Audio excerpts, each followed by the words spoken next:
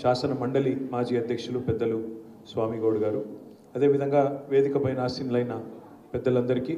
ఈరోజు ఈ కార్యక్రమంలో పాల్పంచుకుంటున్న భారత రాష్ట్ర సమితి నాయకులందరికీ పేరు పేరున, ముఖ్యంగా మా పార్టీ రాష్ట్ర కార్యాలయ కార్యదర్శి రావుల చంద్రశేఖర్ రెడ్డి గారికి, గౌరవనీయులు మాజీ శాసన మండలి సభ్యులు ప్రొఫెసర్ శ్రీనివాస్ రెడ్డి గారికి, అదేవిధంగా మా చేవెళ్ళ అభ్యర్థి కాసాని జ్ఞానేశ్వర్ గారికి, ఇంకా ఎవరెవరి పేర్లు అయితే చెప్పలేదో వారందరికీ పేరు పేరున పాత్రికేయ మిత్రులకు పండుగ రోజు కూడా వచ్చినందుకు, తెలుగు ప్రజలు ఎక్కడ ఉన్నా ప్రపంచంలో వారందరికీ, మన భారతదేశంలోనే కాకుండా ప్రపంచవ్యాప్తంగా ఉండే తెలుగు సోదరులందరికీ ఈరోజు తెలుగువారి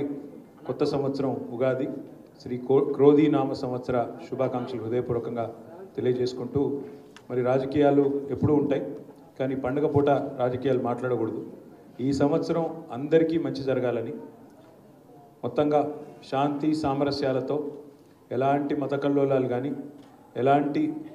అనవసరపు బాధలు కానీ ప్రజలకు కలగకుండా, ముఖ్యంగా వ్యవసాయం బాగుండాలి అంటే వర్షాలు బాగా కురవాలి, వ్యవసాయం బాగుండాలి అంటే కాలం బాగా జరగాలి. ఆ రకంగా ప్రజలందరూ కూడా మత సామరస్యంతో శాంతియుతంగా ఆరోగ్యంగా మరి చక్కటి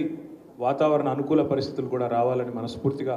భగవంతుడికి ప్రార్థిస్తూ, మరి ఈరోజు ఈ కార్యక్రమంలో పాల్గొన్న ప్రతి ఒక్కరికి కూడా హృదయపూర్వకంగా ధన్యవాదాలు కూడా తెలియజేస్తూ, మీ అందరికీ ఉగాది శుభాకాంక్షలు కూడా ప్రత్యేకంగా తెలియజేస్తూ నమస్కారం.